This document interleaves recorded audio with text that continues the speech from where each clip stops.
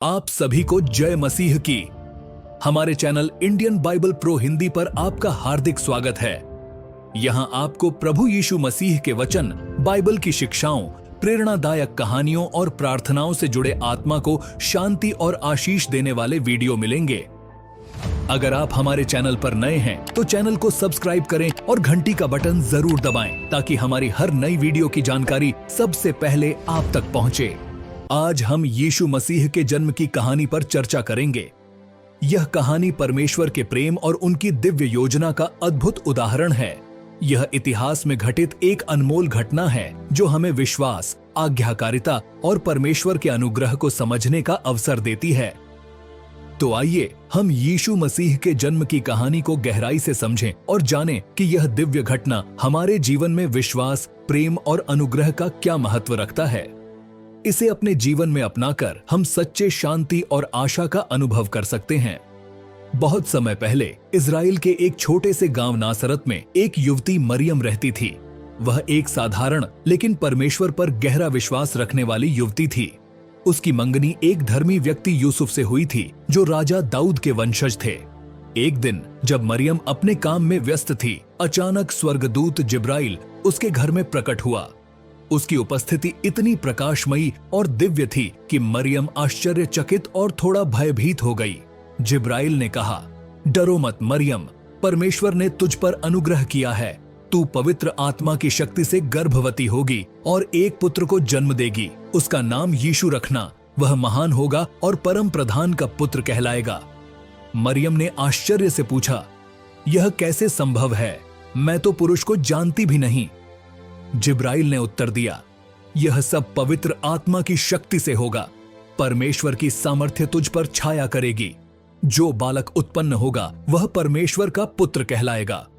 फिर जिब्राइल ने कहा, मरियम, याद कर, तेरी रिश्तेदार इलीशिबा, जिसे लोग बांझ कहते थे, वह भी अब 6ठे महीने गर्भवती है, क्योंकि जो वचन परमेश्वर की ओर से आता है वह कभी विफल नहीं होता। मरियम ने विश्वास और विनम्रता से उत्तर दिया, देख, मैं प्रभु की दासी हूं, मुझे तेरे वचन के अनुसार हो। इसके बाद जिब्राइल वहां से चला गया। कुछ समय बाद जब यूसुफ को पता चला कि मरियम गर्भवती है तो वह बहुत चिंतित हुआ। यूसुफ मरियम का आदर करता था और उसे किसी भी प्रकार की बदनामी से बचाना चाहता था। इसलिए उसने मन में ठान लिया कि वह चुपचाप मरियम को छोड़ देगा।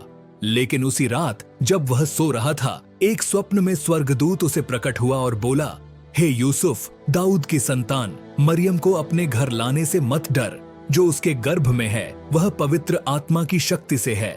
वह एक पुत्र को जन्म देगी और तुम उसका नाम यीशु रखना, क्योंकि वह अपने लोगों को उनके पापों से मुक्त करेगा। जब यूसुफ जागा तो उसने स्वर्गदूत के निर्देश का पालन किया। उसने मरियम को अपने घर ले लिया और उसकी पूरी देखभाल की।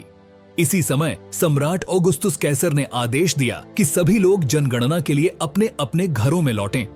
इसलिए यूसुफ और मरियम को नाजरेत से बैतलहम जाना पड़ा, जो यूसुफ का जन्म स्थान था। यह यात्रा कठिन थी क्योंकि मरियम गर्भवती थी और यात्रा लंबी थी।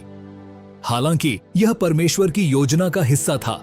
बैतलहम पहुंचने पर यूसुफ और मरियम ने पाया कि वहां ठहरने के लिए कोई स्थान नहीं था, क्योंकि वहां बहुत भीड़ थी। उन्हें वहां ठहरने के लिए कोई स्थान नहीं मिला और वे एक अस्तबल में गए जहां यीशु का जन्म हुआ। अस्तबल एक साधारण स्थान था, लेकिन यह परमेश्वर की योजना का हिस्सा था कि उद्धारकर्ता का जन्म एक साधारण स्थान में हो। अस्तबल में मरियम ने यीशु को जन्म दिया। यह एक साधारण घटना थी, लेकिन यह पूरी दुनिया के लिए महत्वपूर्ण थी। मरियम ने यीशु को कपड़ों में लपेटा और एक पलने में रखा, क्योंकि वहां कोई अन्य स्थान नहीं था। यीशु का जन्म एक संकेत था कि परमेश्वर ने दुनिया के उद्धार के लिए अपना पुत्र भेजा है। रात में कुछ गडेरियां अपने झुंड की देखभाल कर रहे थे, जब अचानक स्वर्ग से एक स्वर्गदूत उनके पास आया और उन्हें खुशखबरी दी, डरो मत, मैं तुम्हें एक खुशखबरी देने आया हूं। आज रात दाऊद के नगर में एक उद्धारक का जन्म हुआ है। वह मसीह प्रभु है। स्वर्गदूत ने उन्हें यह भी बताया कि वे एक बालक को कपड़ों में लिपटा हुआ और चरनी में पाओगे। इसके बाद स्वर्गदूतों का एक समूह आकर आकाश में परमेश्वर की महिमा करता हुआ गाने लगा, आकाश में परमेश्वर की महिमा और पृथ्वी पर उन मनुष्यों में जिनसे वह प्रसन्न है शांति हो। गडेरियों ने यह संदेश सुनकर तुरंत बैतलहम जाने का निर्णय लिया। जब वे वहां पहुंचे तो उन्होंने देखा कि बालक यीशु उसकी माता मरियम और यूसुफ के साथ अस्तबल में था। गडेरियों ने यह देखकर जो कुछ स्वर्गदूतों ने उन्हें बताया था वह सबको बताया। लोग उनकी बातों से आश्चर्यचकित हो गए, जबकि मरियम इन सब बातों को अपने मन में रखकर सोचती रही। गडेरिये परमेश्वर की स्तुति और धन्यवाद करते हुए अपने झुंड के पास लौट गए। बैतलहम में यीशु के जन्म के कुछ समय बाद पूरब से कुछ ज्योतिषी आए। उन्होंने आकाश में एक अद्भुत तारा देखा था जो एक नए राजा के जन्म का संकेत था। जब वे यरूशलेम पहुंचे तो उन्होंने पूछा, यहूदियों का राजा कहां है जिसका जन्म हुआ है? क्योंकि हमने पूर्व में उसका तारा देखा है और उसे प्रणाम करने आए हैं। हेरोदेस राजा ने यह सुनकर घबराया और शास्त्रियों से पूछा कि मसीह का जन्म कहां होना चाहिए। शास्त्रियों ने उत्तर दिया कि मसीह का जन्म बैतलहम में होगा, जैसा भविष्यवक्ता मीका ने लिखा था। हेरोदेस ने ज्योतिषियों से पूछा कि तारा कब दिखाई दिया था और फिर उन्हें बैतलहम भेजा। जब वे बैतलहम पहुंचे तो वही तारा उनके आगे आगे चला और उस स्थान के ऊपर ठहर गया जहां बालक था। ज्योतिषी वहां गए और उन्होंने बालक यीशु को उसकी माता मरियम के साथ देखा। उन्होंने उसे प्रणाम किया और सोना, लोबान और गंधरस के उपहार अर्पित किए। ज्योतिषियों को स्वप्न में यह चेतावनी मिली कि वे हेरोदेस के पास न लौटें, इसलिए वे दूसरे मार्ग से अपने देश लौट गए। जब हेरोदेस ने देखा कि ज्योतिषी वापस नहीं आए तो वह क्रोध से भर गया और उसने बैतलहम तथा उसके आसपास के क्षेत्रों में 2 वर्ष या उससे कम आयु के सभी लड़कों को मरवा डाला।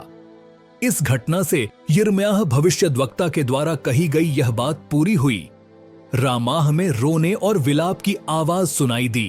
राहेल अपने बच्चों के लिए रो रही थी और उन्हें कोई शांति नहीं दे सकता था क्योंकि वे अब नहीं रहे।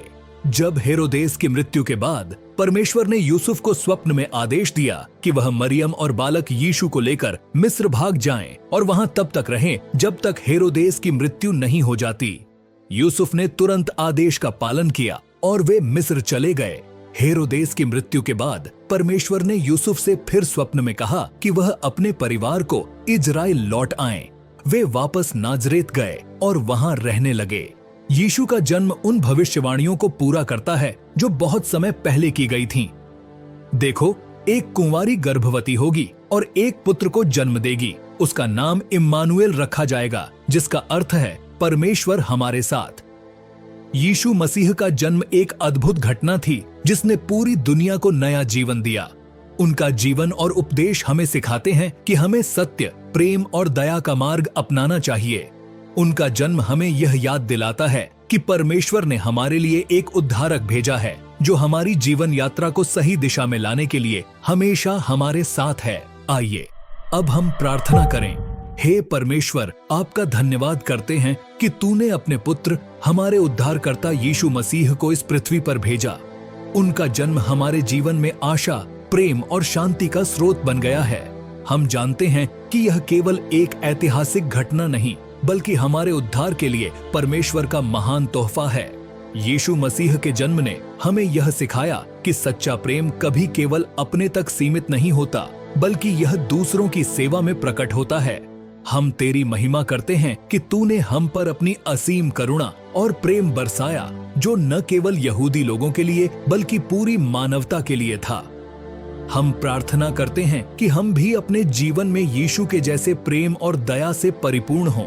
हम चाहते हैं कि हम उस प्यार और करुणा का पालन करें जिसे तूने हमें दिखाया। जैसे यीशु ने अपार दुखों के बावजूद दुनिया के लिए अपना जीवन समर्पित किया, वैसे ही हम भी अपने जीवन को तुझसे जोड़े और दूसरों के लिए प्रेम, शांति और सहायता प्रदान करें। हे प्रभु, हमें वह आशीर्वाद दे कि हम अपने अंदर यीशु की उपदेशों को पूरी तरह से आत्मसात करें।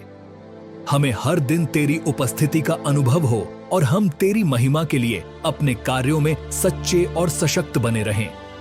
हम प्रार्थना करते हैं कि तू हमें अपनी कृपा से सशक्त बनाए और हमें वह मार्ग दिखाए जिस पर चलकर हम तुझसे जुड़े और दूसरों के जीवन में उजियाली लाने का काम करें।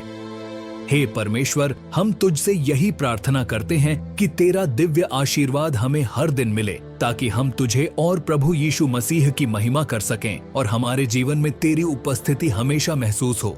हम यीशु मसीह के पवित्र नाम में प्रार्थना करते हैं, आमीन। यीशु मसीह का जन्म हमारे लिए एक अमूल्य उपहार है। उनके जीवन और उपदेश हमें यह सिखाते हैं कि सच्चा प्रेम और शांति केवल परमेश्वर के पास हैं। आइए हम अपने जीवन में उन उपदेशों को अपनाएं और हर दिन अपनी जिंदगी में परमेश्वर की महिमा करें। यीशु का जन्म हमें याद दिलाता है कि हमारे जीवन का उद्देश्य केवल अपने स्वार्थ के लिए नहीं, बल्कि दूसरों की सेवा करने में है। अगर आपको यह कहानी प्रेरणादायक लगी हो तो कृपया इसे लाइक करें, अपने दोस्तों और परिवार के साथ शेयर करें और हमारे चैनल को सब्सक्राइब करना न भूलें। तब तक के लिए आप सभी को जय मसीह की।